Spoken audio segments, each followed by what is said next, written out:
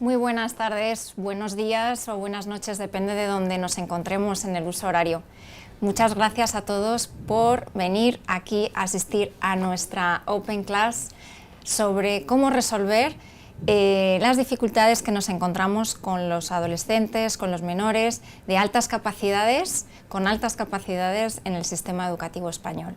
Soy Débora Martín, doctora en educación, coordino la Escuela de Formación Permanente y hoy tenemos un elenco extraordinario para hablar justamente de estos temas tan interesantes.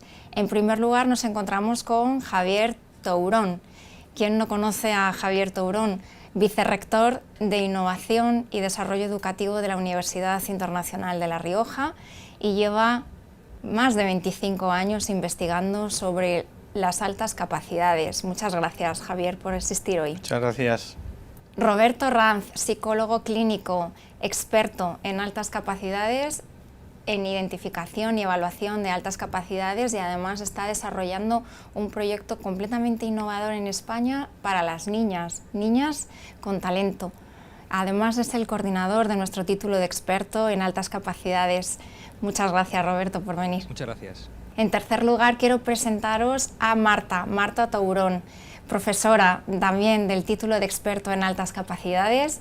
Ella es experta en evaluación e intervención en niños de altas capacidades, con altas capacidades. Hola, buenas tardes. Muchas gracias, Marta. Y además tenemos dos personas invitadas. Una de ellas es Paulina Van Falvi. Ella es mamá, además de un niño de altas capacidades. Dos niños de altas capacidades. Y coordina la plataforma La Rebelión del Talento. María Jesús Salcedo, perdón. Me he confundido, disculpad. Es el directo. María Jesús Salcedo es también mamá. De dos niñas. De dos niñas de altas capacidades y además también nos va a ofrecer su visión como profesora de secundaria. Ella es profesora de secundaria de matemáticas, dibujo técnico y plástica en bachillerato. Bien, quiero daros las gracias a toda la audiencia porque en este momento me confirman que aproximadamente hay como unas 500 personas que están conectadas viendo este tema tan interesante.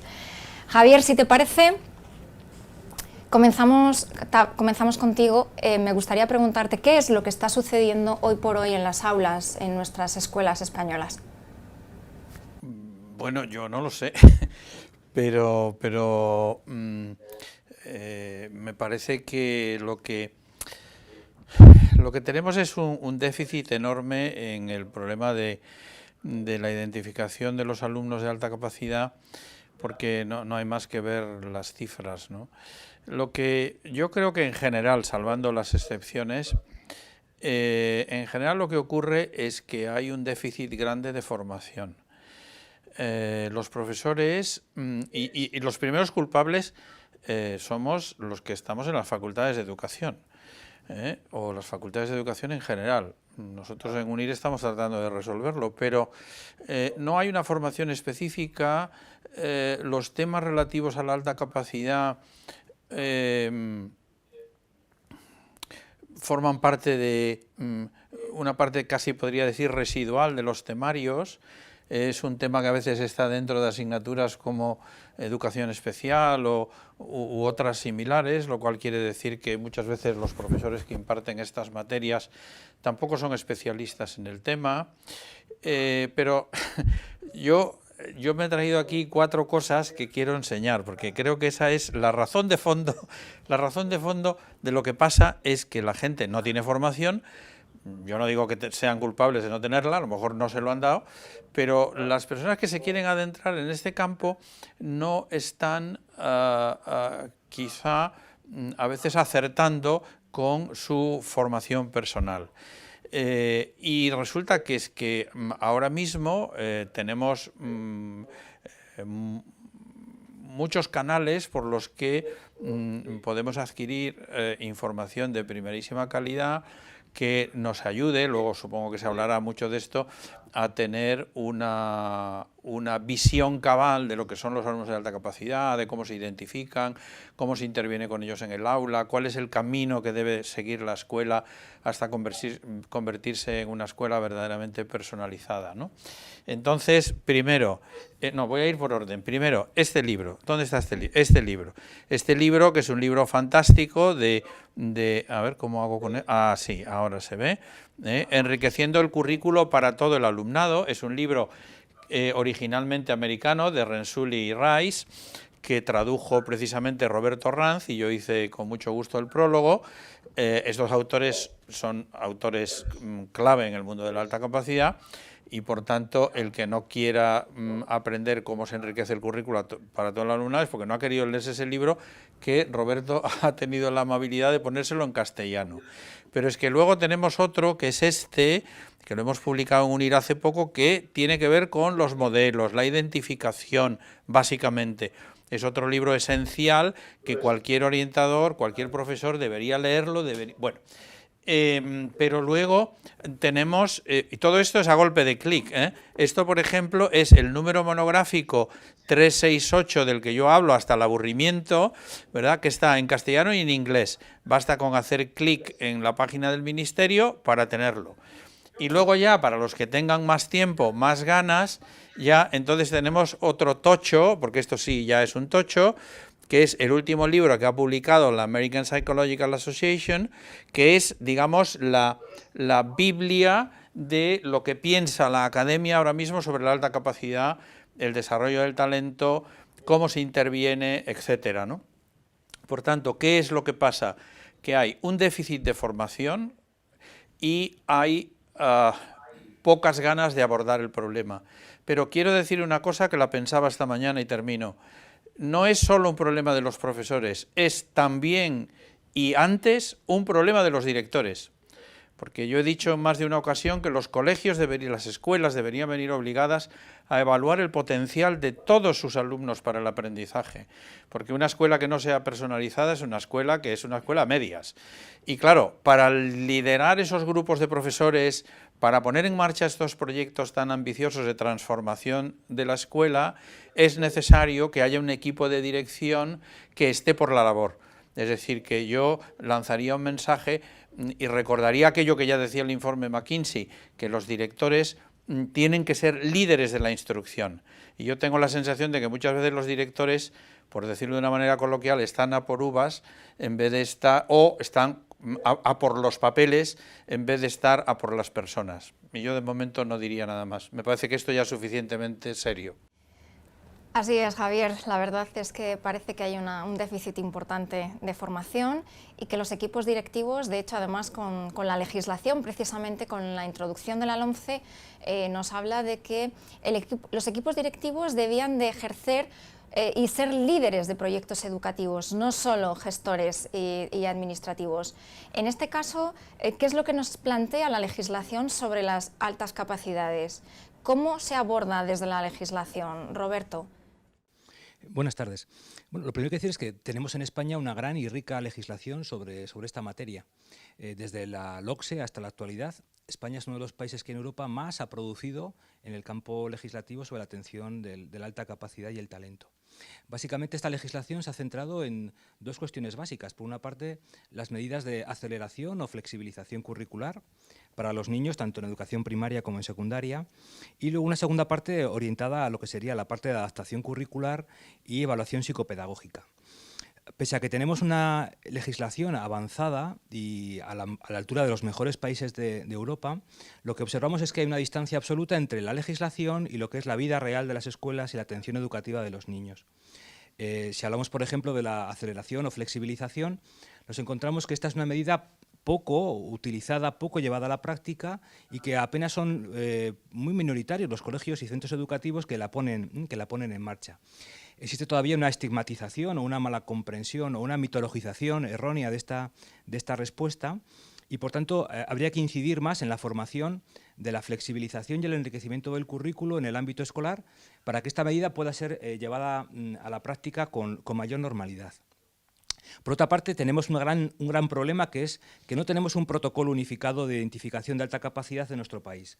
Hemos dispersado esta identificación en 17 modelos autonómicos y tenemos un problema porque no estamos a la altura de los mejores países del mundo en los protocolos de identificación. Por tanto, hemos de avanzar hacia, como luego conversaremos en la tarde de hoy, hacia un modelo realmente internacionalmente reconocido, con fundamento académico, que nos permite identificar al alumnado con alta capacidad en nuestro país, puesto que hoy sabemos que más del 95% de estos niños en nuestro país está sin identificar. Y esto, como Javier ha dicho muchas veces, es una auténtica tragedia. Es decir, si tenemos el 95% del talento del país no identificado, eso significa que el futuro de nuestra sociedad, como sociedad del conocimiento, pues está en tela de juicio, y hemos de transformar estas dos materias, insistiendo en que no por mucho legislar se cambia la realidad, y este es un aspecto que influye en todos los órdenes y especialmente en el educativo, puesto que hemos legislado, pero ahora hace falta que los profesores pongan en marcha realmente aquello que la legislación contempla. Bueno, Andreas Schlecher siempre habla de que la innovación no viene desde el marco legislativo, sino desde la práctica del docente, desde la práctica educativa, ¿verdad? Ahora, a mí me surgen muchas preguntas, pero una de ellas es ¿por qué no se identifica a todos los alumnos? Una propuesta que lleva haciendo el profesor Tourón toda la vida. En principio, se podría pensar en dos factores. Uno, el económico, y otro, la capacitación técnica. Hoy sabemos que la cuestión económica no es ningún impedimento. El modelo de Talent Search que ha introducido Javier Tourón en España es un modelo económico, fácilmente aplicable, masivamente, ¿no?, puesto en marcha. Así que no podemos decir hoy que la no identificación es una cuestión económica. Así que, sin duda, la razón está en la falta de conocimiento y formación del profesorado. Encontramos barreras, especialmente en los departamentos de orientación, en los equipos directivos y en las direcciones y consejerías de educación, que no han tomado esto como una prioridad de su práctica y de su política educativa. Porque hoy sabemos cómo hacerlo y sabemos cómo tenemos que hacer esta cuestión en el aula. Así que hemos de partir de una gran sensibilización hacia las consejerías de educación, una formación del profesorado y de los orientadores, y con esas dos herramientas y un modelo como es el del Talent Search, hoy sabemos que podemos identificar a millones de niños y niñas españoles en altas capacidades. Por tanto, hoy sabemos que es una cuestión ya de acción y de resolución, puesto que sabemos cómo hacerlo. Nos estás dando muchas claves, Roberto. ¿Nos podrías decir exactamente cómo se hace esa identificación para que los profesores, los directores supieran cuál es el procedimiento o cómo hacerlo? Sí. Básicamente tenemos que tener en cuenta dos aspectos fundamentales. Por una parte, aquella identificación que, como en el caso del Talent Search, se aplica a partir de la aplicación masiva de pruebas de evaluación psicológica, cognitiva, tanto de escalas de inteligencia como de aptitudes, hechas a dos niveles, una passing level acorde a la edad y curso de los niños y una posterior out of level a partir de niños y niñas que superan el percentil 95 en algunos de los factores de identificación. Esta sería una de las partes fundamentales de la identificación, aquella que viene derivada de la evaluación de las capacidades cognitivas de todos los niños. Esto deberíamos hacerlo con todos los niños y nos permitiría analizar su potencial de aprendizaje y además identificar a los niños más capaces. Además de esta parte, hemos de contemplar el talento no solamente académico, sino el talento creativo-productivo de los niños. Y para eso, el 50% de esta cantera de talento o de identificación ha de venir de la nominación y valoración de los profesores, que se fijan en aquellos niños que a lo mejor, aunque no tengan una capacidad intelectual pues muy alta, sí por encima de la media pueden destacar a niveles de creatividad o de trabajos creativo-productivos. No existe un único modelo de identificación, pero sí sabemos que el modelo de identificación no puede ser el de CI 130, es decir, no podemos identificar a los niños solamente a partir de una puntuación única de CI, sino que hemos de incluir estas dos cuestiones. Modelos de Talent Search aplicados masivamente, tanto en level como out of level, mediante pruebas estandarizadas, y escalas de valoración, cuestionarios derivados de profesores, de familias, donde atendemos también no solo el talento académico, sino la creatividad y la productividad de los alumnos. Roberto, la verdad es que estás diciendo algo muy interesante, pero luego en la práctica se hace más bien lo contrario. Aunque no tengamos o podamos identificar con otros modelos, el punto de corte del 130 todavía lamentablemente está en las escuelas. Entonces, cuando un niño tiene un CI de 129, no aplicamos ningún tipo de intervención, ningún enriquecimiento, ningún apoyo, porque como el niño es listo... Sí, eso efectivamente pasa y muchas más veces de las que nos gustaría. Y frente a eso a veces es complicado saber qué pasos dar para abordarlo. Yo creo que ahí los padres tienen un papel importante.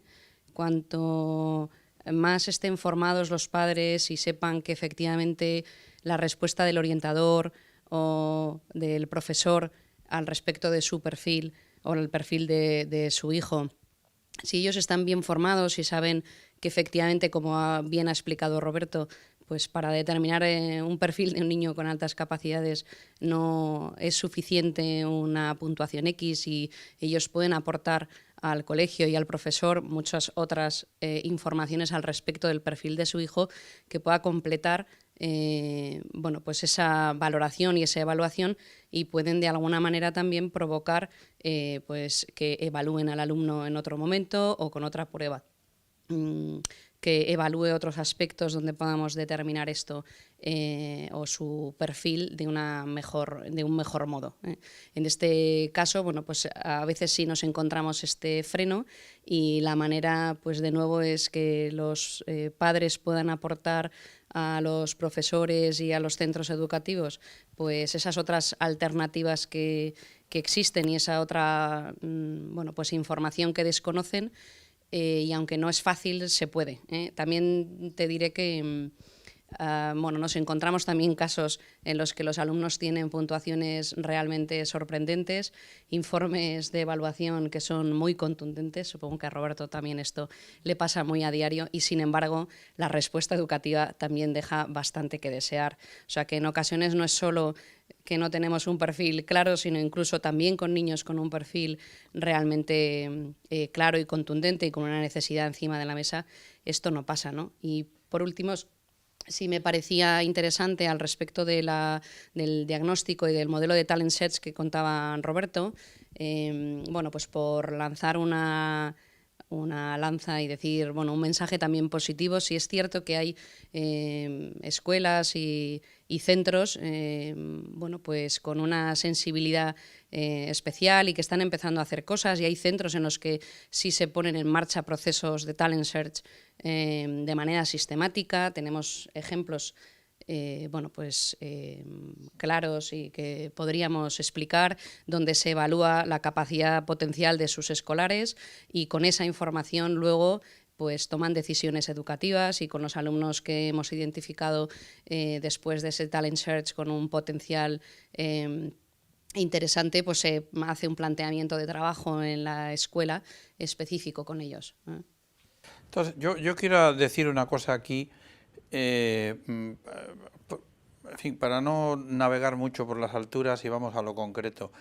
No hay una sola figura seria en el mundo académico que acepte semejante cosa como el CI 130. Por lo tanto, las administraciones que se manejen con este asunto deberían ponderar verdaderamente dónde están sus fuentes de información. Por tanto, por otra parte, eso supone llevar la concepción de la alta capacidad a un punto de ser o no ser, porque cuando hay un punto de corte, esto es lo mismo que usted o tiene fiebre o no tiene fiebre. Pues mire, va a ser que no, porque no es lo mismo 37,2 que 39,8. Por lo tanto, este es un asunto que habría que desterrar. Dos, otro asunto que hay que desterrar es pensar que los test producen puntuaciones que son indelebles en la vida de las personas, que son inmutables, y por lo tanto que un niño que ha sido, es como si, es que da la sensación de que el CI 130 es como si cogiésemos un hierro candente, ¿verdad?, y grabásemos a la res en el cuarto trasero.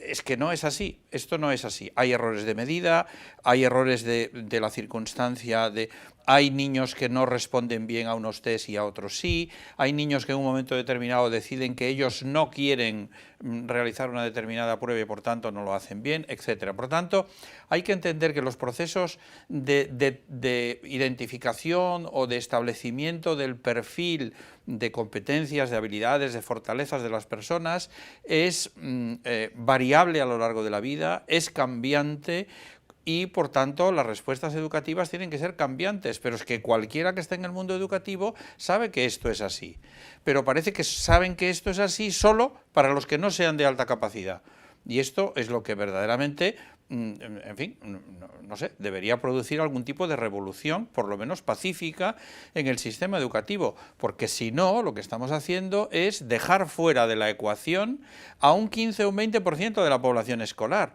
y si hay algún país o algún ministerio que es capaz de decir sí, lo hacemos y lo hacemos conscientemente, pues que lo diga y que lo saquen los titulares de los periódicos, porque verdaderamente desde un punto de vista educativo esto es intolerable. Y los colegios, incluso los que propugnan, que ofrecen educación personalizada, esto, y no tienen identificado el potencial de cada escolar y no tienen itinerarios de aprendizaje para los escolares en función de sus necesidades, no sé lo que tienen personalizado, pero desde luego la educación no. Contundente, Javier, tu discurso, pero es así, es así. Lo único que, fíjate, si nos leemos en el chat, aparece comentarios de diferentes comunidades donde todos tienen ese punto de corte en el 130 y además donde todavía pues se sigue haciendo bueno, pues identificación según, ¿no? Según, o una evaluación según el caso. Has hablado de algo curioso, que es la educación personalizada, que hablamos mucho de las escuelas personalizadas cuando realmente no hay itinerarios, cuando no hay identificación, cuando no se sabe además qué tipo de estrategias educativas está realizando o que cada alumno tiene. Y yo hay veces que me pregunto, no sé si estaréis de acuerdo conmigo, o Marta a lo mejor me puede ayudar en esto. Hoy por hoy, y vuelvo a la legislación porque muchas veces nos puede servir de ayuda, ¿no? La LOMCE nos habla de unos, antes hablaba de ciclos, tanto en primaria como en secundaria. Ahora los ciclos desaparecen, aparecen unos objetivos generales para el final de la etapa, y en secundaria aparece un ciclo desde primero hasta tercero y luego cuarto es otro ciclo diferente. ¿Podríamos plantear todo ese currículo y verlo de manera global, como vemos así los objetivos, y poder plantear itinerarios distintos según los ritmos? Es decir, ¿eso sería posible desde el punto de vista educativo, desde el punto de vista tecnológico? ¿Lo podríamos realizar? No sé si Marta o Javier, bueno, los tres, no sé. Ahora le voy a preguntar también a María Jesús, porque como es profesora, quiero escucharos a vosotros primero y ahora vamos a escuchar a María Jesús. Bueno, yo creo que sí, sería muy posible. De hecho, en otros países hay experiencias de un tipo similar a lo que has descrito. Sí es posible. Lo que hace falta es voluntad, es querer flexibilizar un currículo que en este país es muy cerrado, muy bueno, es poco permeable. Los alumnos tienen poco permiso para moverse por el currículo, ¿no? Y muchas veces decimos esto que es, creo que muy gráfico, ¿no? Y la idea sería permitir no tanto que el alumno se adapte al currículo, sino que el currículo se adapte al alumno. Y creo que para conseguir esto, pues precisamente habría que hacer estas adaptaciones, ¿no? Creo que quizás Roberto también. Sí, antes de daros paso, hoy sabemos que con la tecnología podemos personalizar los itinerarios educativos de los niños.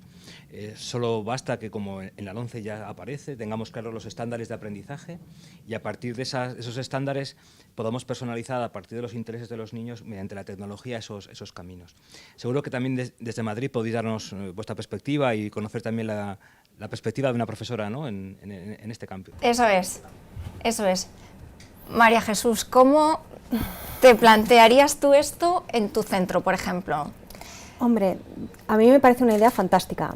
pero la realidad es que lo veo complicado, para empezar por lo primero que ha dicho Javier, es que nos falta formación al profesorado. Entonces, aunque nos encontramos con profesores con mucha pasión y con muchas ganas, tenemos muchas trabas también en lo que decía Marta, que el currículo está muy cerrado. O sea, la simple posibilidad de que la hora de matemáticas sea todos los lunes a primera hora y ahí estén alumnos de todas las etapas, de todos los cursos, que no estén por edad, sino quizá más por capacidades o por, no sé, gustos, preferencias, maneras de investigar, maneras de trabajar, el estilo de aprendizaje de cada uno. Quizá a priori parece sencillo, pero luego también sacar a cada profesor de su zona de confort, no sé, veo muchos puntos a tocar y a trabajar ahí.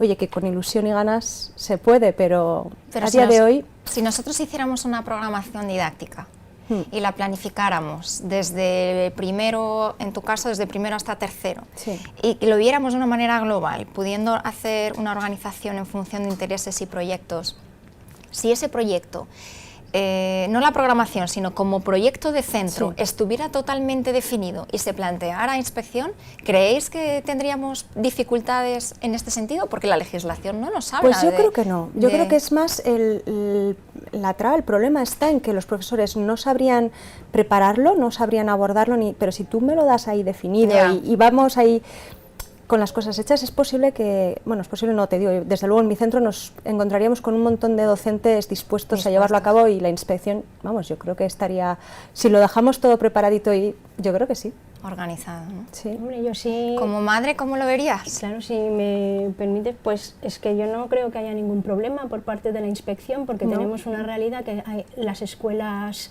libres o las escuelas de distintos... Mis hijos en concreto van a una escuela democrática donde lo que ocurre es precisamente lo que estáis diciendo, que los objetivos no se plantean por edad, sino que se plantean al final de la etapa y el niño accede a esos objetivos o va alcanzando esos objetivos en función del ritmo que le es propio. Y los profesores lo que hacen es que le van guiando y le van aportando las herramientas y viendo cuáles son las dificultades que tiene para llegar. Y obviamente cuando llega a inspección, quiero decir que eso está, no es un colegio fuera de la ley, es un colegio que está homologado, por supuesto. Entonces, si puede un colegio, pueden los demás. O sea, aquí no hay una legislación para unos o para otros. No quiero ni mirar el chat porque seguro que están diciendo ¿dónde está ese colegio? Estoy convencida de que dirán, bueno, ¿hay experiencias así? ¿Existen? Sí, existen. Y existen y son experiencias donde los profesores actúan como guías y donde los niños están construyendo su aprendizaje desde el momento cero y se construyen proyectos no en función de lo que el profesor decide o define, sino en función de lo que los propios alumnos, o sea, de la curiosidad, de sus intereses y de cómo se quieren ellos agrupar, y están conviviendo niños de distintas edades en proyectos, en los mismos proyectos. O sea, que un aula, por ejemplo, se puede organizar de manera diferente, puede ser un aula versátil. Bueno, es que para empezar, en este colegio no hay aulas. Bueno, parece que yo no tengo nada que ver con este colegio, solo soy una madre. No es que lo estoy vendiendo. En este colegio no hay aulas. Lo que hay son proyectos a los que surgen de los intereses de los niños. O sea, son los niños los que deciden, bueno, pues surge siempre de una experiencia. Yo creo que ellos se podría decir que siguen el modelo de enriquecimiento de Renzulli, porque lo primero que hacen es que llevan a los niños a una exposición, a un museo, a un evento, a algo que les interesa, a la que los niños apuntan los que quieren, no son obligados a ir, y a partir de ahí surgen preguntas y surgen cuestiones que os ha parecido. Pues mis hijos en concreto el año pasado fueron al jardín botánico y allí les hablaron de que había un problema porque las avispas se estaban extinguiendo. Entonces después el profesor hace con ellos una dinámica en clase sobre, vamos a pensar sobre esto, y les propone si quieren buscar soluciones para la extinción de las avispas. Entonces luego unos niños deciden buscar soluciones de una manera, pues unos creando un blog, los otros construyendo hábitats, los otros escribiendo a las administraciones, y cada uno se agrupa en esos grupos de trabajo como quieren. Es decir, no, bueno, pues entonces hemos decidido toda la clase que vamos a hacer un blog. No, pues es que yo no quiero hacer un blog, yo quiero hacer un hábitat. Entonces cada uno se organiza y el profesor lo que hace es guiarlos, y al final todo eso se aglutina y se lo presentan unos a otros, de manera que en realidad todos están aprendiendo lo que hacen todos, pero cada uno lo hace desde sus intereses. Marta, ¿este tipo de trabajo que se hace en el aula sería enriquecimiento o flexibilización? Lo digo porque seguro que hay muchas personas, tanto profesores como padres, que a lo mejor no tienen clara cuál es la diferencia, y a lo mejor nos podrías dar un poco de luz a lo que está describiendo ahora mismo Paulina, ¿no? Bueno, realmente creo que la medida que llegáramos a seleccionar o a elegir, lo que debería es de posibilitar aprendizajes tanto enriquecidos como acelerados en el alumno con altas capacidades, y ambas realidades deberían de ir unidas. Muchas veces estamos muy acostumbrados y bueno, en la administración también a que se planteen medidas de enriquecimiento en primera instancia o en primer lugar, y si vemos que eso no es suficiente o no está respondiendo suficientemente bien a las necesidades del alumno, pues entonces se piensa en la aceleración, que la aceleración se entiende única y exclusivamente como salto de curso, cuando bueno, los alumnos del experto conocerán en breve, pues hay muchas modalidades de aceleración diferentes, no solo esta. Y por tanto, bueno, por lo que describe Paulina, podrían ser ambas dos, podría ser enriquecimiento desde luego, pero también un aprendizaje acelerativo si realmente estuvieran cubriendo también contenidos o competencias que se plantearan para cursos por encima, ¿no? Sí, es que yo creo que hay que cambiar un poco la mentalidad en algunas cosas. Lo que existe es el conocimiento. Existen los corpus teóricos o prácticos, o teóricos y prácticos de las diferentes ciencias, pero las asignaturas son una mera convención. Los cursos son una mera convención, porque el desarrollo de las personas es un desarrollo que no está ligado por los años naturales, sino que las personas nacemos, crecemos y nos morimos. Bueno, ya sé que esto puede parecer un poco tonto lo que estoy diciendo, o un poco infantil, pero no lo es. Lo que nosotros tenemos que permitir en una escuela es, desde el punto de vista de la instrucción, el aprendizaje, la formación intelectual, que es de lo que aquí estamos hablando ahora, es que las personas se puedan mover por el corpus teórico de las materias, por el corpus científico, en función de su capacidad demostrada y en función de su competencia. Por tanto, si un niño es capaz de hacer los cursos de 2 en 2, o de 1 en 1, o de 3 en 3, o de 4 en 4, nos tiene que dar lo mismo. Hay una cosa muy elemental que parece que los profesores han perdido de vista, que es la evaluación. Y lo primero que hay que hacer es determinar, ante cualquier proceso de enseñanza que el profesor vaya a enfrentar, es determinar qué saben los niños, qué saben cada uno de ellos, qué sabe y qué no sabe, porque a los niños hay que enseñarles solo lo que no saben. Esto es una cosa que es muy elemental, ¿verdad? Esto lo escribía Stanley con la sencillez de los sabios, claro. Entonces, en cuanto tú vayas a enseñar el teorema de Pitágoras, si antes no has hecho una evaluación inicial para conocer lo que saben los alumnos sobre el teorema de Pitágoras, es que realmente tú no te has aprendido la pedagogía y la didáctica más elemental. Y a partir de ese punto, lo que te vas a encontrar es con una realidad, que hay niños que no están preparados porque creen que los ángulos hierven a 100 grados y, en fin, ya me entiendes lo que quiero decir, y otros alumnos, sin embargo, están preparados para hacer problemas muy complejos en los que se aplican principios del teorema de Pitágoras. Pretender que todos los niños reciban la instrucción al mismo tiempo, con el mismo nivel de dificultad, con el mismo nivel de reto, es simplemente negar la mayor de la realidad más elemental, y es que las personas somos distintas. Entonces, modelos como el DTPI, que se está estudiando en nuestro experto, el Optimal Match, en fin, todos los procesos de identificación que se estuvieron viendo en las clases de Roberto, donde no solamente está la identificación, pues que parece que la vida se nos ha terminado en el CI, y si el CI es una medida de síntesis, que además tiene casi, podría decir, no sé, Roberto, si no me contradices, tiene prácticamente nulo interés educativo. No digo que no signifique nada, lo significa, pero significa mucho menos de lo que necesitamos. Prefiero un perfil diferencial de un alumno que una puntuación de CI. ¿verdad? Es decir que, bueno, esto es lo mismo que un médico prefiere probablemente conocer la fórmula leucocitaria, ¿verdad?, completa, que no decir que tienes tantos miles de glóbulos blancos. Bueno, pues esto es una cuestión que los profesores tienen que entender. Si manejasen simplemente de una manera un poquito más hábil la evaluación inicial, la evaluación formativa y el feedback, estaríamos dando un paso de gigante. Y esto es algo que se aprende, y vamos a decir casi como en la escuela primaria. Y entonces empezaríamos a... Pero claro, usted tiene que estar convencido de que puede perder peso. Es posible perder peso. Pero lo primero que tiene que reconocer es usted que está gordo, porque si no, no va a afrontar ninguna tarea. Pues esto es lo mismo. Nosotros no vamos a resolver ningún problema con los niños de alta capacidad si de entrada no reconocemos algo tan elemental como es la diversidad, que parece que los profesores lo entienden muy bien cuando hablamos con niños con déficit o con dificultades, porque aquí también hay un problema ideológico que la gente tiene que reconocer. Es que a mí algunas personas tienen que reconocer que los niños de alta capacidad le molestan, porque le parecen un poco amenazantes. Y hasta que no reconozcas tus prejuicios, no podrás juzgar rectamente el asunto. Por lo tanto, no es un problema de medios, no es un problema de medios. Al final, los quebrados se pueden explicar con sofisticados algoritmos y con sofisticados software, pero también se pueden enseñar con una hoja de papel doblándola por la mitad y doblándola en 4.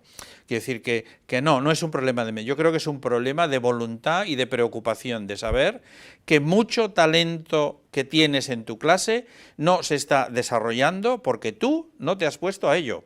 Y muchos padres están sufriendo porque tú no les estás echando una mano.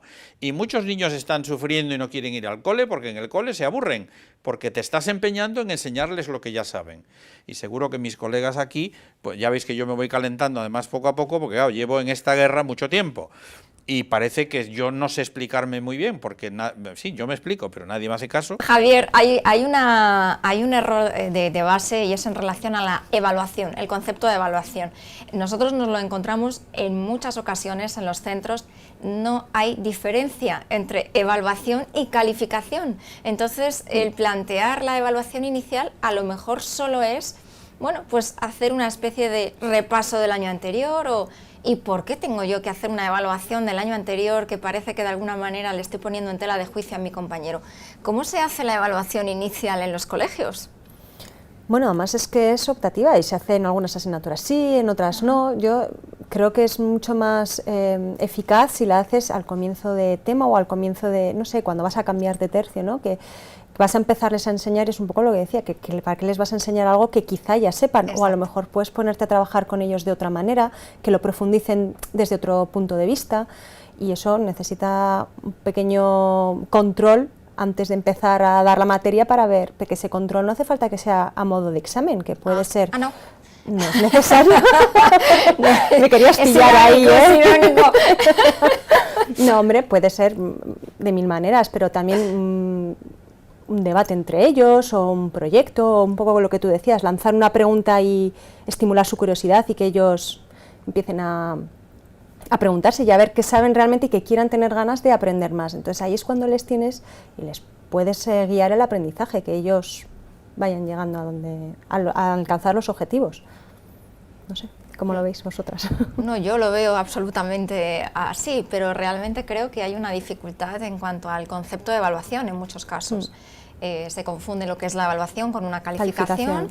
Y no se llega a tener claro que la evaluación nos ayuda a valorar el proceso de aprendizaje del estudiante, de ver si está alcanzando esos objetivos y a partir de ahí hacer propuestas de mejora, que esas propuestas de mejora pueden ser para el alumno, pero también nosotros como profesores, revisar lo que estamos haciendo, revisar nuestros recursos, revisar...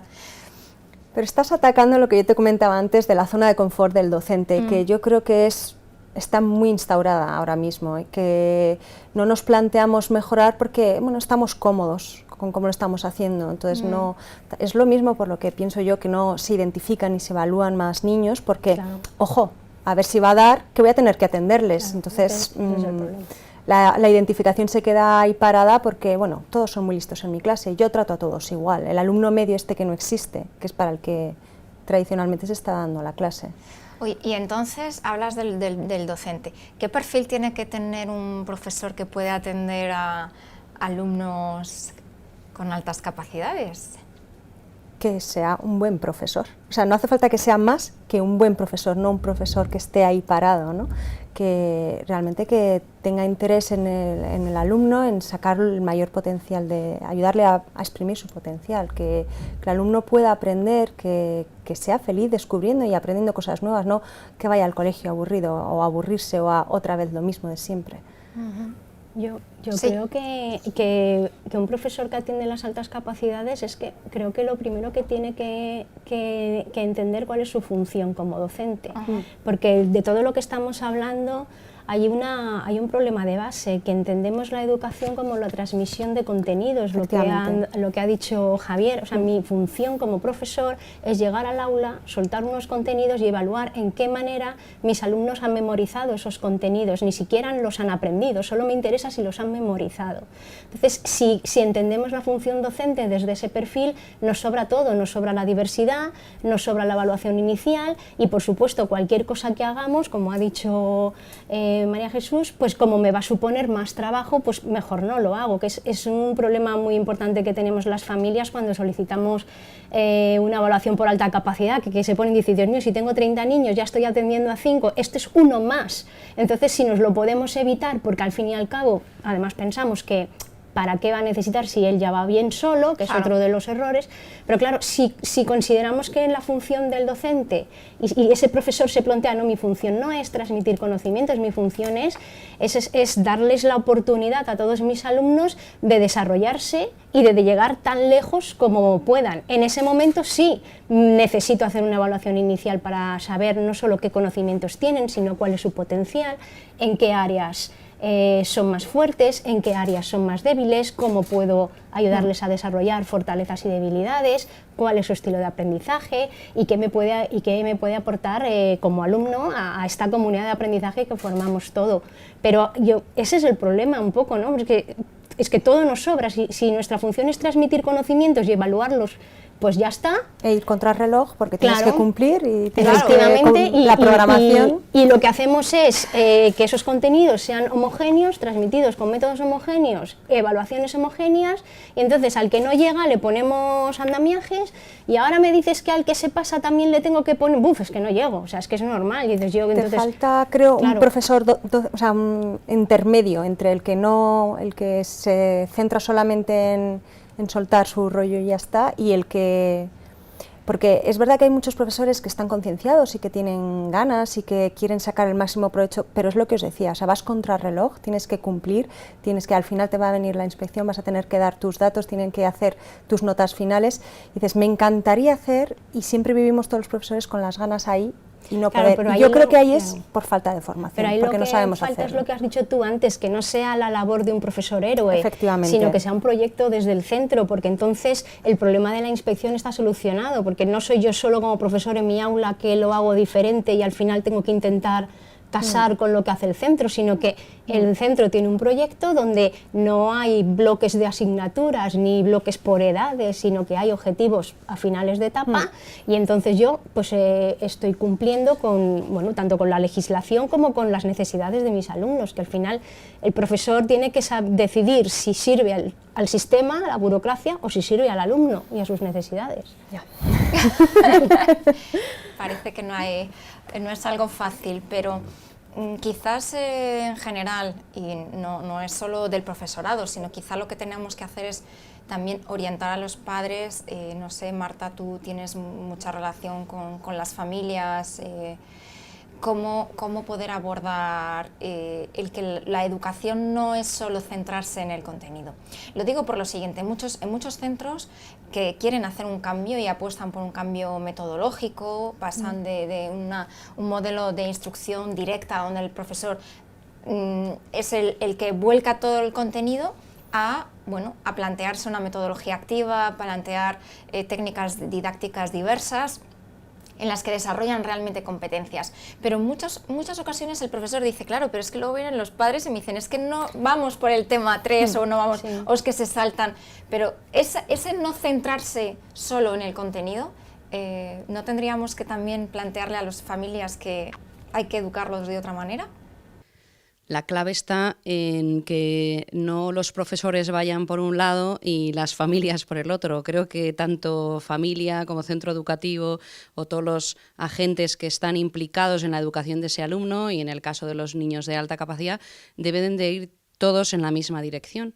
Y por tanto creo que si el enfoque de ese profesor es así de flexible y estupendo, y esos padres tienen esa suerte de tener ese profesor con ese enfoque flexible, pues debe tener también la capacidad de explicar a los padres qué beneficios tiene el hacer este planteamiento en su aula y en su día a día de esta manera, qué beneficio tiene, ¿no? Creo que una clave está en que tienen que ir todos a una, para que cualquier iniciativa no sea una gotita en el océano, sino que todo vaya, ¿no?, en la misma dirección. Quizá Roberto también tiene alguna cosa que aportar.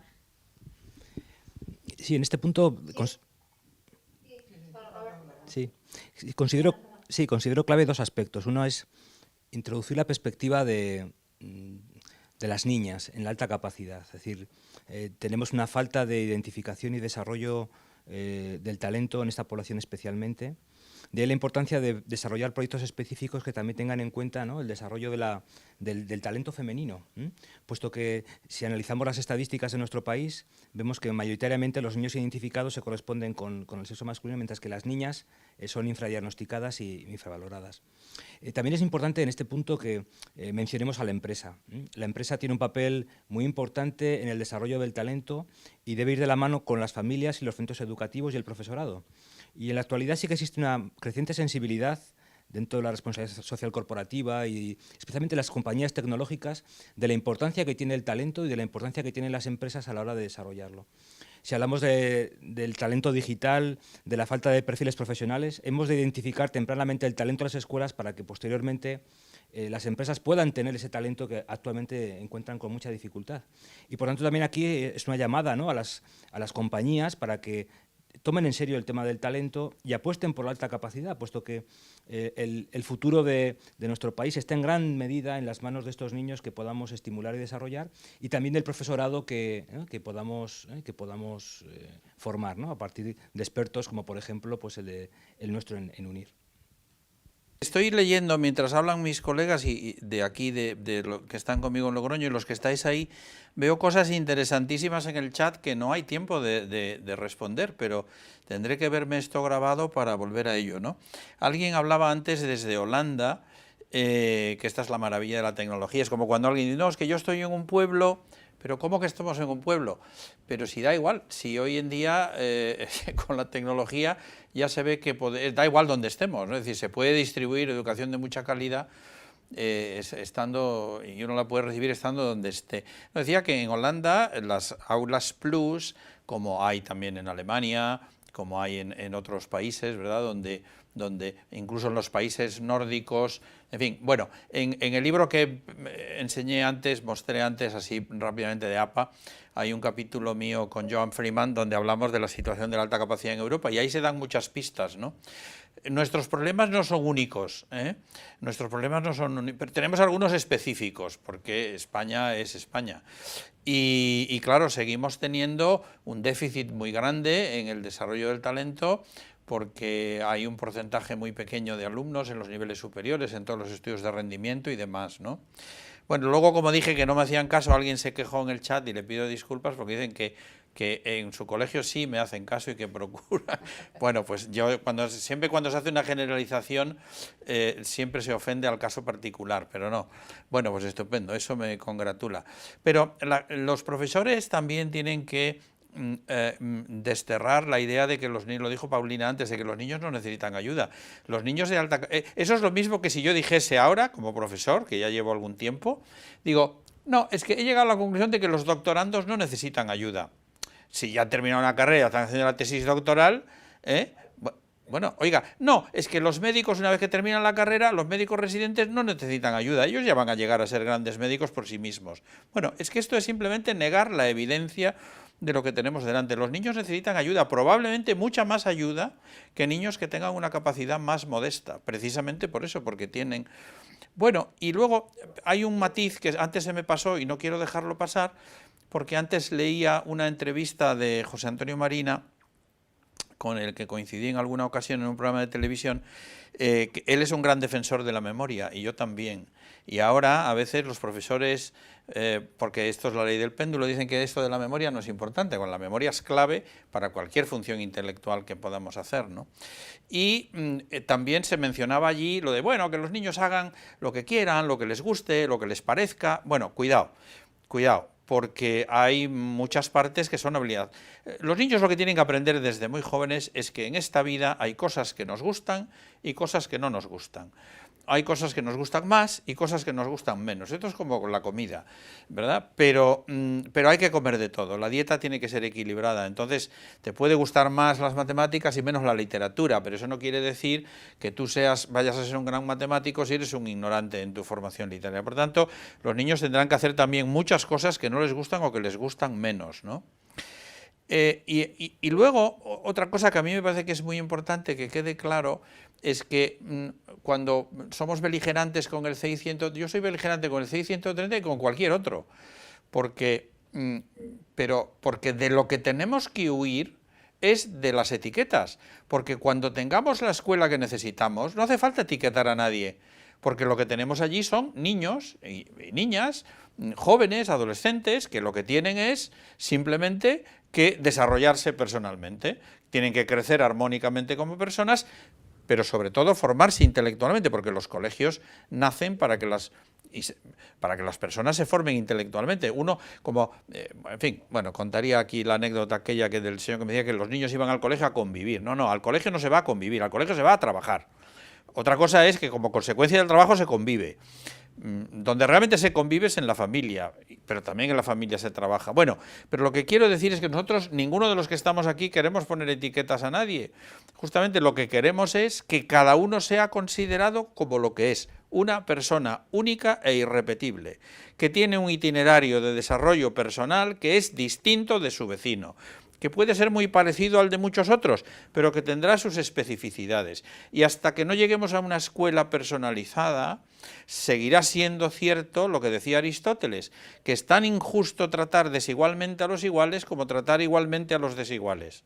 Y yo, si hay alguno, que por favor lo diga, si hay alguien, algún padre o algún profesor que no quiera que su hijo sea feliz, porque si no, habremos perdido el objetivo último de la educación. El objetivo último de la educación es que la gente sea feliz. Ahora, lo que hay que pensar es que si a las personas no les damos lo que necesitan, y en este caso si a los niños de alta capacidad no les damos las medidas que necesitan para desarrollarse plenamente, pues recordar lo que hubiera... Si alguien ha visto la película de Billy Elliot, verá que esto viene como ejemplo al pelo, ¿verdad? Porque realmente Billy Elliot tenía mucha pulsión y mucho drive por lo que quería hacer y acaba bailando en el Ballet de Londres, creo que es, ¿no? Bueno, pero claro, sus posibilidades, ¿verdad?, viniendo de una familia minera de Newcastle, eran más bien pocas. Pero lo ha conseguido porque fue capaz de superar todo un conjunto de limitaciones y de adversidades que muy poca gente es capaz de superar. Por lo tanto, lo que tenemos que plantearnos es cuántos niños han visto cercenado su desarrollo personal por falta de responsabilidad también a veces de sus padres, que como saben que el proceso les lleva a que los etiqueten, pues dicen, no, yo prefiero que a mi niño no lo etiqueten y mira, por lo menos que esté mimetizado. Bueno, puedo dar un dato solo y ya no hablo más en toda la tarde. No lo voy a desvelar del todo, pero es un dato. Estamos haciendo un estudio sobre bullying y alta capacidad. Y os puedo decir que los niños que han sido víctimas o víctimas agresores en episodios de bullying, niños de alta capacidad en el estudio que nosotros estamos manejando, triplica la cifra de bullying en la población escolar normal. No digo más porque es un asunto que se está terminando de escribir y se va a publicar pronto. tenemos un problema muy serio. Quiero decir que esto ya no es un problema solo de que, digamos, bueno, venga, seamos buenos, ayudemos a todos, démonos palmaditas en la espalda. No, no. Tenemos un problema muy serio que la escuela tiene que abordar de una vez por todas. Y si no, como decía antes Roberto, haciendo referencia a la empresa, si no, llegará un momento que las escuelas habrá que cerrarlas porque no servirán para nada y nos dedicaremos a ofrecer formación por otros conductos distintos de la escuela, porque ya me diréis, la escuela, yo, bueno, creo que está dicho.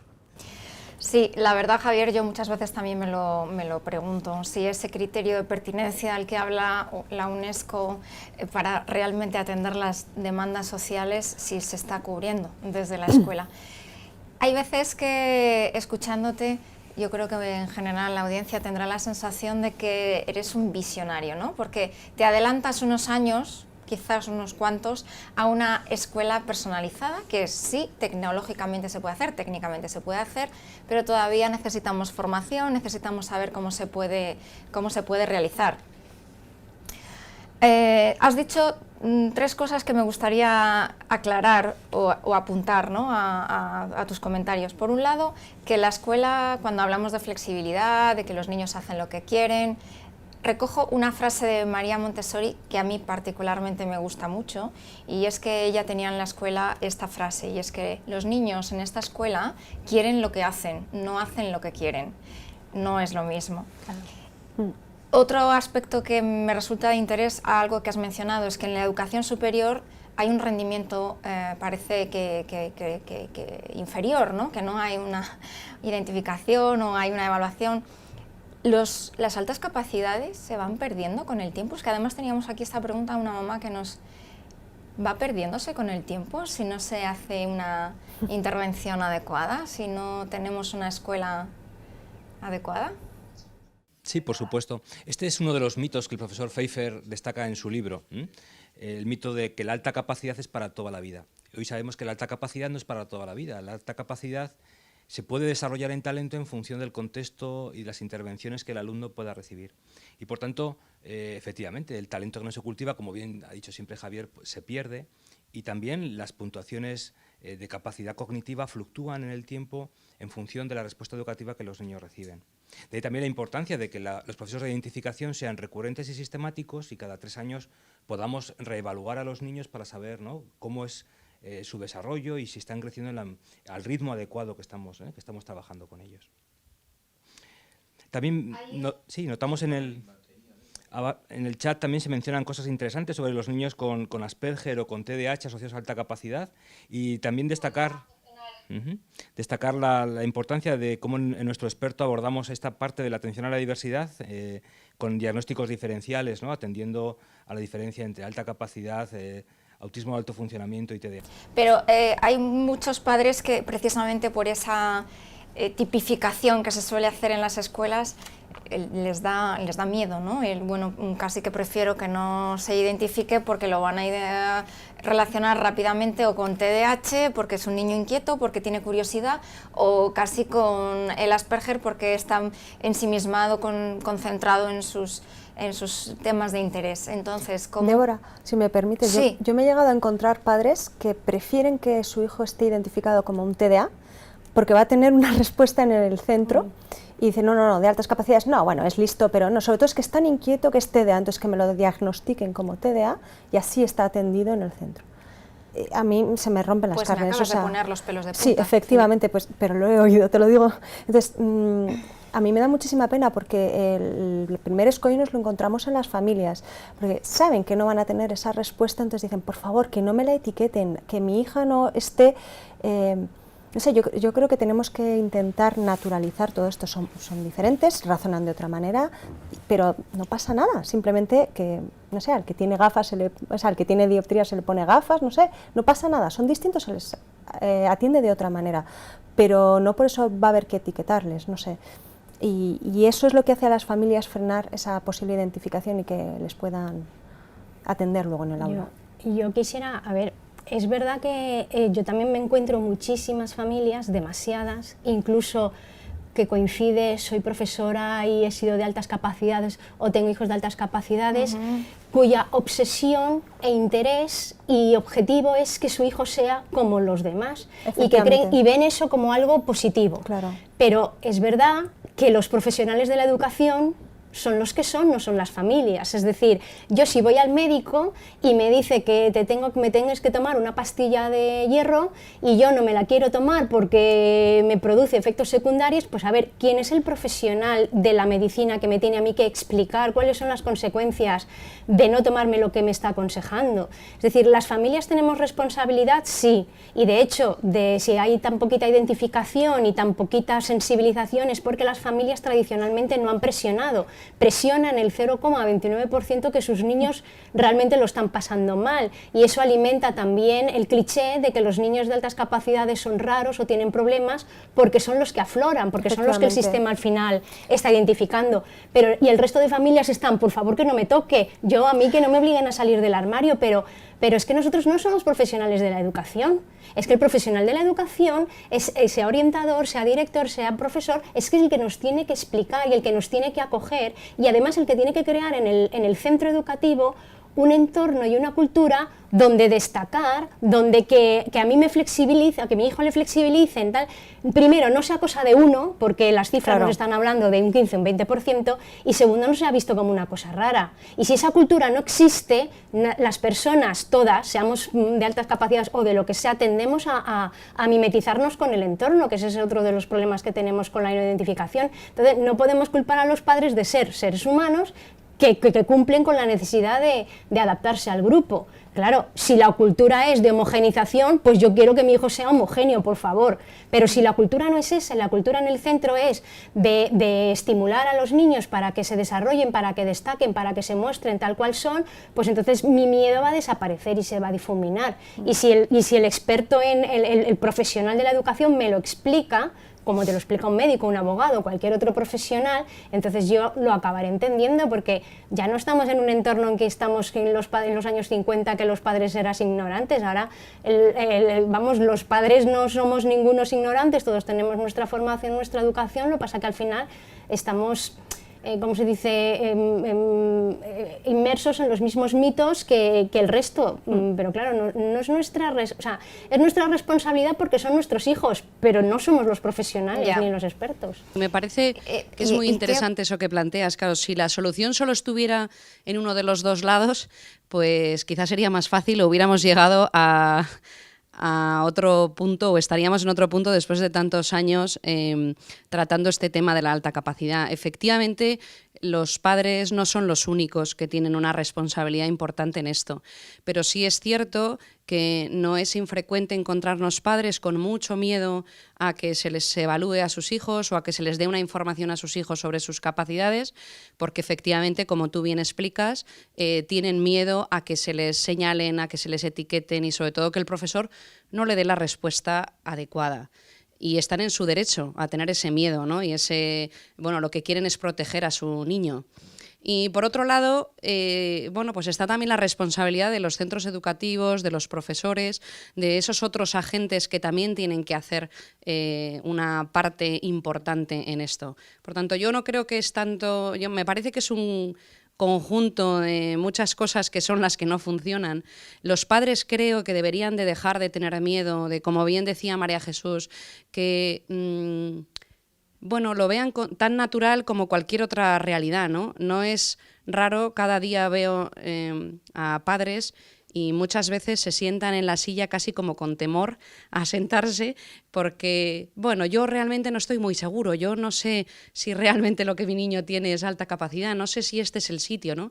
Y muchas veces, pues les intento calmar y relajar para decirles que no pasaría nada si no tuviera alta capacidad, que siempre explorar y valorar su perfil cognitivo y de sus características es algo positivo y que les va a aportar y dar una información sobre su hijo que hasta ahora desconocen, y que si en el caso de que detectáramos un perfil con unas necesidades educativas asociadas a su alta capacidad, pues a partir de entonces pues podríamos establecer una serie de medidas y de planteamiento para desarrollarla. Pero no es poco frecuente que pase que cuando a los padres se les da una evaluación de altas capacidades, en cuanto encuentran un primer freno y dificultad en la escuela, que es bastante frecuente, pues se retiren y se echen para atrás porque tienen miedo pues, a que el profesor luego no lo sepa tratar, a que los compañeros lo señalen y lo miren diferente. Entonces, creo que los papás tienen que dar un paso adelante y perder el miedo y atreverse a decir, bueno, pues si yo tengo este hijo de alta capacidad, pues como si tuviera otro niño de otra característica, y creo que los profesores que quieren cambiar un poco su entorno deben de contagiar a otros compañeros y deben de también dar otro paso adelante, y creo que quizá haciendo esas dos cosas podríamos solucionar algo, ¿no? El otro día me decía una de mis alumnas que atiendo en la semana y me decía, yo, Marta, creo que soy diferente. Y le digo, ¿sí? ¿Crees que eres diferente? Y me dice, sí, yo creo que soy diferente. Yo, mira, es que yo creo que mis ojos son como un caleidoscopio, porque veo las cosas de un color diferente. Y digo, efectivamente, ellos son niños distintos, son niños diferentes y en edades muy tempranas se ven distintos a sus compañeros, pero eso no significa que sea algo negativo, todo lo contrario, me parece que es muy positivo y hay que ayudarles a que se entiendan en su diferencia y que sepan, bueno, pues manejarla y relacionarse con sus compañeros en el aula con la misma naturalidad que conseguimos y que consiguen los profesores muchas veces con otras realidades que tienen en el aula que los compañeros atiendan, ¿no? En España tenemos aproximadamente 8 millones de alumnos en el sistema educativo. Número arriba, número abajo. El 10% son 800.000, el 20% es 1.600.000.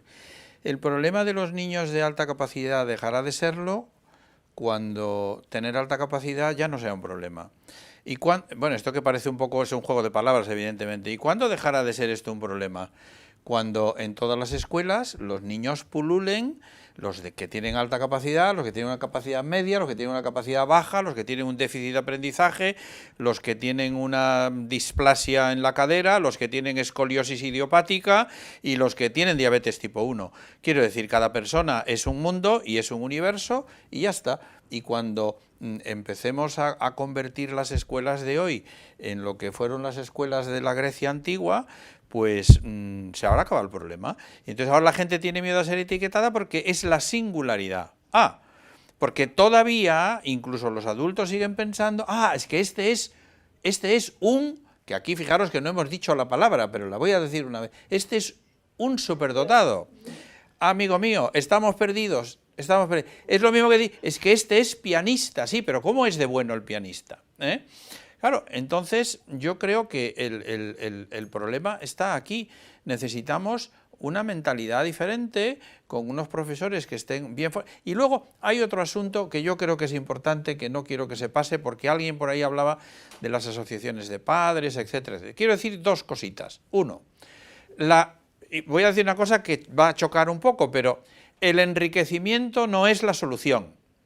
La aceleración no es la solución. La solución es una escuela personalizada, porque si no, lo que tenemos es unos niños que tienen 8 horas de su vida en la escuela, no digamos los que vivís en ciudades grandes y tenéis eso que llamáis rutas, que siempre me ha hecho mucha gracia lo de la ruta, que nunca sé si es la ruta Quetzal o la ruta del autobús o lo que sea. Bueno, entonces claro, imaginaros, 7 horas de cole, más 2 horas de ruta, más, bueno, y luego gimnasia, judo, esto, lo otro, el del amor, y es decir, el niño está durante 7 horas perdiendo, perdonad, estoy exagerando el ejemplo para que se me entienda, está 7 horas perdiendo el tiempo, y luego cuando es como si tú estuvieses en la oficina de brazos cruzados durante las 8 horas de tu jornada laboral, y cuando toca salir, entonces dices, bueno, ahora me quedo que tengo que empezar a trabajar, y te haces otras 8 horas extra.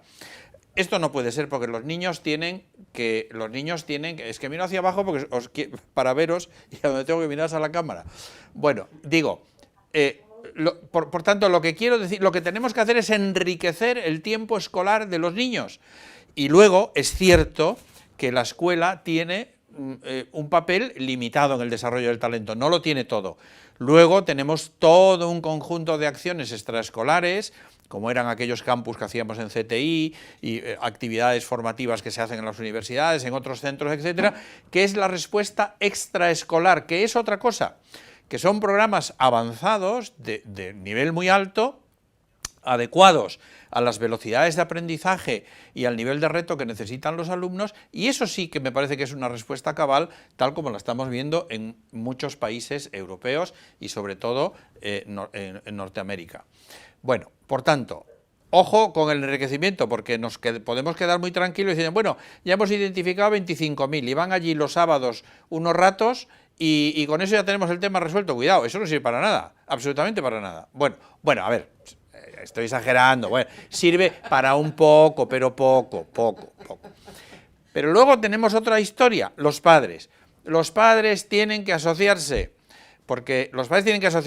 pero los padres no tienen que jugar, a mi juicio, perdonadme que me meta donde nadie me llama, pero no, yo digo lo que me parece, pero con mi mejor intención. Pero yo creo que los padres, no sé si estáis de acuerdo conmigo, no tienen que jugar a psicólogos, no tienen que jugar a orientadores, no tienen que jugar a profesores, ¿ya dije profesores? Bueno, pues no tienen que jugar a nada de esto, los padres tienen que jugar a ser padres. Entonces, claro, ¿qué ocurre? Que a veces, pues ellos mismos pretenden ser padres, acomodadores, conductores del autobús, profesores de informática, y hacer todo el pack, y eso no es posible. Primero, porque no son profesionales de este asunto y porque es cargar sobre sus espaldas con una mochila que me parece que es excesivamente pesada y que difícilmente van a poder hacerlo bien.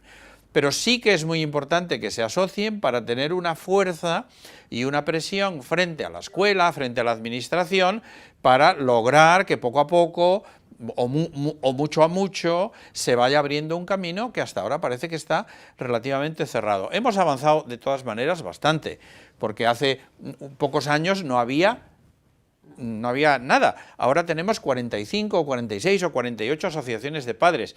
Esto es muy interesante.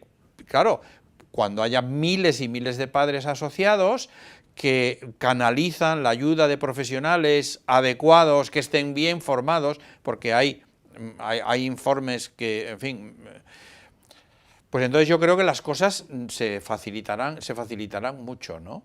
Y esa es la razón por la que estamos trabajando tan duramente. Perdonad que yo tengo que arrimar el ascua a mi sardina, bueno, no tengo, pero quiero arrimar el ascua a mi sardina porque estamos aquí metiendo muchas horas de trabajo y de ilusión en la Escuela de Formación de Profesores, ¿no? Donde además hemos aunado, fijaros por dónde, hoy mismo hablo de esto en el blog por si alguien quiere leerlo, porque la clave del sistema la clave de la educación está en el aula y está en la formación de los profesores. Hemos aunado la tecnología educativa, primero, con la tecnología digital y el desarrollo del talento, porque precisamente entendemos que la tecnología educativa, ayudada de la tecnología digital, puede hacer que las escuelas se conviertan en verdaderos centros de desarrollo del talento. ¿Y luego habrá que hacer otras cosas fuera de la escuela? Sí, pero como cosas excepcionales en momentos excepcionales. Pero no podemos saturar las jornadas de los niños, en fin, llevándolos a horarios imposibles que luego hacen que, bueno, incluso su salud se pueda resentir y desde luego no tengan tiempo para jugar con sus hermanos, para ayudar en casa, para recoger la mesa o para poner los platos en el lavaplatos. Quiero decir, porque solo son diferentes en su capacidad, ¿eh? En lo demás tienen que hacer lo mismo que todos los demás. Exacto, niños con 6 años con ansiedad, ¿no? Que, bueno, justo... Sí, digo que efectivamente todo eso en muchas ocasiones lo que provoca es luego tener niños con 6 años o con edades muy tempranas, pues con ansiedad, niños impulsivos, con una situación, bueno, pues de estrés añadida completamente innecesaria. Porque no se trata de, bueno, por lo que bien ha explicado Javier, ¿no? De darles fuera todo lo que no se les da dentro. Fuera, efectivamente, hay que complementar la atención porque la escuela no va a poder abordarla de manera completa y porque los alumnos también necesitan tener otras experiencias diferentes que la escuela no les va a abordar o no les va a aportar, y tener la experiencia de tener compañeros intelectuales es algo fundamental para ellos también, pero no pueden estar 7 y 8 horas en la escuela pues perdiendo el tiempo básicamente, ¿no? O muchas veces aburriéndose y, bueno, y eso genera lo que hemos hablado, ¿no? Bueno, hemos hablado mucho del profesorado, pero entiendo que aquí también tenemos que hablar de los departamentos de orientación. Quizás hay una confusión en el concepto del departamento de orientación. Te toca, Roberto, me te señalan, te toca, porque en general parece que el Departamento de Orientación está para atender, ¿no?, todas las dificultades, y entonces se ve saturado, desbordado de trabajo. Y bueno, es posible que yo llegue como madre, por ejemplo, con un informe que me ha elaborado, por ejemplo, Marta, y digo, mira, pues yo te traigo este informe de una persona experta, y te lo llevo a ti como orientador. ¿Eso es viable, y a partir de ahí eso sí se podría generar un itinerario? ¿O hay que pasar necesariamente por toda la comunidad, o cómo? Bueno, depende de los departamentos de orientación, pero es práctica habitual, si hay una cultura de colaboración, que los departamentos de orientación recibamos de buen agrado los informes de profesionales externos y que los leamos con atención, y en su caso, si tenemos algún tipo de duda, pues apliquemos una prueba distinta para confirmar, ¿no?, el diagnóstico que nos están ofreciendo. Es una pieza clave en la alta capacidad la formación de los departamentos de orientación en los procesos de identificación y respuesta educativa. Y también es fundamental una cultura de mayor colaboración y de trabajo en equipo con los profesionales que están también fuera del sistema educativo. Hasta la fecha quizás ha primado demasiado egocentrismo, un creer que sabemos todo, y hace falta abrirse con normalidad a las consultas que nos plantean las familias, los profesores, agentes externos al sistema. Hace falta que estemos más centrados en el cliente y que sepamos atender las necesidades, ¿no?, de estos niños. Ciertamente, la alta capacidad es la gran olvidada del sistema de la orientación en España, y hace falta incluirla en el corazón de nuestros planes y responder, ¿no?, adecuadamente tanto a los niños como a las familias. Y si algún orientador me está escuchando, yo le animo a que efectivamente pues acoja con naturalidad los informes que las familias puedan llevar, y en el caso de que tenga dudas, pues incorpore nuevas pruebas o procesos de identificación para confirmar los diagnósticos. ¿Cómo podríamos, por ir finalizando, porque nos queda poco tiempo, cómo podríamos saber como padres que nuestros hijos están siendo atendidos correctamente en la escuela? Es que es lo que ha dicho Marta antes, es que para saberlo tienes que estar formado, porque también es verdad que muchos padres, pues lo que ha dicho Javier, dicen, bueno, a mi niño es que le están sacando 1 hora a la semana a hacer enriquecimiento, un enriquecimiento que la mayoría de las veces, o al menos por mi experiencia y por lo que me cuentan muchas familias, pues es sacar al niño del aula él solo y bueno, pues ponerle a trabajar él solo en proyectos que dudosamente retan el potencial, y mucho menos tienen en cuenta siquiera los intereses particulares de ese niño, no están ligados con el trabajo de clase, es decir, es como, venga, pues te saco, pues hazme un proyecto sobre estos periódicos. Dices, ya, pero es que yo soy talento, o sea, mi perfil es lógico-matemático, ya, pero hazme el proyecto. Claro, entonces los niños acaban rechazando esas medidas, y entonces al final se cumple la profecía, no va, pues si no era, porque no le gusta. Pero la hasta que no acabe lo de clase, ¿para qué le voy a sacar? Efectivamente, es como un postre, es como un premio, dices, no, es que tiene que ser al contrario, es decir, la medida de atención a la diversidad o la personalización del aprendizaje no es un premio ni es un postre, es la base de la educación. Pero bueno, vamos a los padres que nos estábamos comentando, dice, es que yo lo que me encuentro es que los padres están tan contentos, o lo que decía Javier, no, es que mi niño ya va al programa de enriquecimiento los sábados, y dice, ¿y qué hace? Bueno, los programas de enriquecimiento, los que yo conozco, que tampoco conozco tantos, conozco algunos por experiencia personal, pues los niños van a hacer lo mismo que en clase, es decir, todos hacen lo mismo a la vez y dirigidos por el profesor. Ah, pero no, pero ¿y por qué? Y cuando tú le preguntas, ¿y por qué te gusta, por qué estás contenta? Dice, pues por 2 razones, una porque es gratis y otro porque está con amiguitos de su misma edad. Dices, bueno, pero es que el programa de enriquecimiento, el objetivo es desarrollar el potencial del niño, de eso no hablamos. Entonces, los padres no tenemos la demanda de desarrollo del potencial. Es verdad que también, aquí lo digo, para muchos padres, o sea, tenemos el grupo de padres que lo que queremos es que el niño sea homogéneo, y luego el grupo de padres que decimos, que mi niño va al programa de enriquecimiento y el tuyo no. Entonces, es que ni una cosa ni la otra. Aquí lo importante es, ¿cuál es el objetivo? Desarrollar el potencial del niño. ¿Se está desarrollando, sí o no? Y esa demanda no está en la cabeza de los padres. En la cabeza de los padres está lo que han dicho, más contenido, que le distingan, que le saquen. Entonces, claro, ¿a quién tenemos identificados? Pues o a los niños que dan problemas, o a los que son hijos de padres que bueno, pues que les gusta mucho estar distinguidos, pero realmente no tenemos, yo me debato con muchos amigos, familias, etcétera, y dicen, pero de verdad, y el programa de enriquecimiento, ¿a ti te parece bien ir allí todos los sábados a que la niña salga con una manualidad de pinzas o de sales coloreadas? Sí, pero se lo pasa bien, ¿vale? Entonces, allí el objetivo de desarrollo del talento ni está en la escuela ni está en las familias. Yo creo que es un problema sobre todo cultural, porque además muy de cultura española, porque yo conozco otros países y no es así. Y entonces aquí estamos un poquito retrasados en ese sentido, ¿no? Vamos un poco más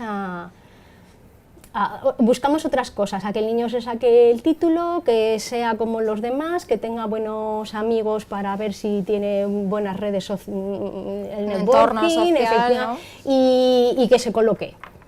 Bueno, que se coloque si las empresas también colaboran en el desarrollo del talento, ¿no? Si no, es difícil que se coloque.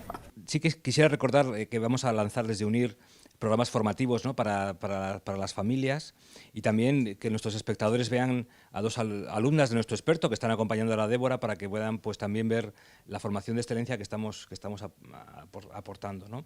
Estas son dos variables que creemos que son fundamentales. Por una parte, incorporar más alumnos a nuestro experto de altas capacidades y también ampliar la oferta formativa, dirigiendo programas específicos a las familias de los niños y niñas con altas capacidades. Sí, pasa una cosa que está en relación con esto que se hablaba hace un momento, que a mí me parece que es importante tener en cuenta, y es que un lastre muy grande que tenemos es que muchas personas, no sé cuántas porque no hemos hecho un estudio epidemiológico de este asunto, pero hay muchas personas que creen que la escuela está para promover la igualdad. Ya está. Entonces uno tendría que plantearse, oiga, ¿usted cree que la escuela está para que seamos iguales? ¿O la escuela está para potenciar la diversidad? Pues Elliot Eisner, que no era un piernas, sino que era un psicólogo muy importante y muy serio, decía, la buena escuela es aquella que promueve la diversidad, es la que promueve las diferencias. Eso sí, elevando la media, pero aumentando la varianza. Entonces, esto es muy importante tenerlo en cuenta. La escuela está para potenciar la diversidad, para potenciar que cada uno llegue tan lejos como pueda llegar. Y yo terminaría mi intervención aquí diciendo una cosa que es de cajón. Primero, esto empezará a resolverse cuando todos los registros de niños de alta capacidad sean quemados, directamente quemados en una hoguera pública. Porque ¿por qué los niños para recibir una ayuda a la que tienen derecho tienen que haber sido merecedores de estar en un registro, cuando el 98% de la población no está en ningún registro? Por tanto, esto es simplemente, a mí me parece insultante. Y segundo, cuando la escuela se tome verdaderamente en serio la educación de los niños más capaces, mejorará la educación de todos los alumnos de la escuela. Muchas gracias, Javier. Para hacer una pequeña síntesis de todo lo que hemos hablado, fundamental, la formación del profesorado, la formación del departamento de orientación, tener un liderazgo dentro del equipo directivo educativo, es decir, que sea un equipo directivo no solo administrativo, sino también que lidere un proyecto educativo. Hemos planteado la educación personalizada porque desde luego se puede plantear desde el punto de vista técnico, pero para eso necesitamos de nuevo formación y adaptar el currículo a las necesidades de nuestros alumnos. Por tanto, necesitamos también una evaluación inicial, identificar realmente cuáles son esas necesidades, estrategias de aprendizaje de nuestros estudiantes e intereses para poder adaptar tanto metodológicamente como contenidos a realmente el desarrollo. Y entiendo que ofreciendo un espacio de centro comunitario, no como una comunidad de aprendizaje, es distinto, centro comunitario, como se plantean en las escuelas, en algunas escuelas estadounidenses, en las que el centro es educativo para todos los agentes del entorno, Por tanto, también dentro de las empresas, también para las familias y, por supuesto, también para los docentes. Como vamos a concluir, a mí me gustaría que todos los que estéis participando con nosotros, que os agradecemos mucho vuestro tiempo y espero que os haya sido de utilidad todo lo que hemos hablado aquí hoy, os vamos a hacer una propuesta. Y como hoy en día la tecnología nos permite trabajar de esta manera y estamos en una universidad que desde luego fomenta el trabajo colaborativo y las metodologías activas, vamos a hacer un pequeño resumen entre todos de 2 conceptos. Por favor, si escribís en www.menti.com, os va a aparecer un código, os va a solicitar un código, menti.com. Yo creo que puedo escribirlo aquí, menti.com.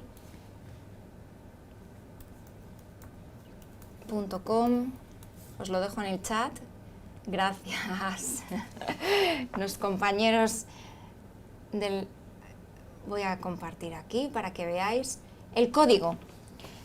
El código es 45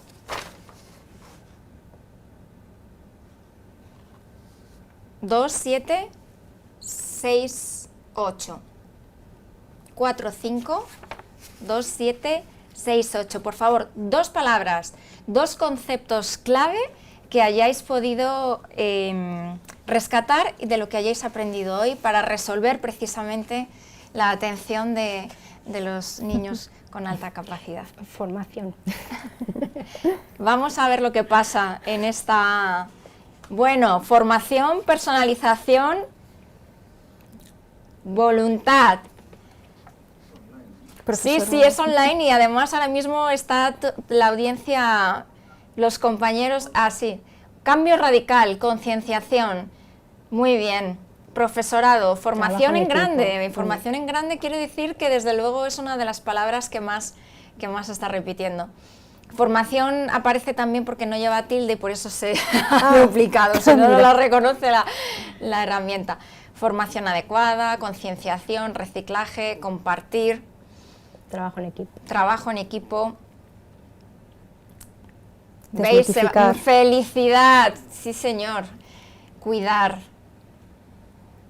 Bueno, como veis es una nube de palabras lo que estamos creando con los distintos conceptos que hoy esperamos que hayáis podido... La protagonista está clara, ¿eh? Aprender. Desde luego la protagonista, como dice María Jesús, está clara. Es formación. De momento, aunque todavía tenemos muchas personas que están... Empatía, diversidad, perseverancia, nuevas tecnologías que ya no son tan nuevas. Bueno, pues yo creo que con esta nube de palabras de momento podemos quedarnos, incluso podemos difundirlo, ¿no?, por las redes para que podamos ver cuáles son realmente las propuestas de mejora de esta situación. Javier, Roberto, Marta, María Jesús, Paulina, muchísimas gracias y a todas las personas que nos han acompañado. Un saludo a todos. Adiós. Hasta pronto. Gracias. Gracias. Gracias.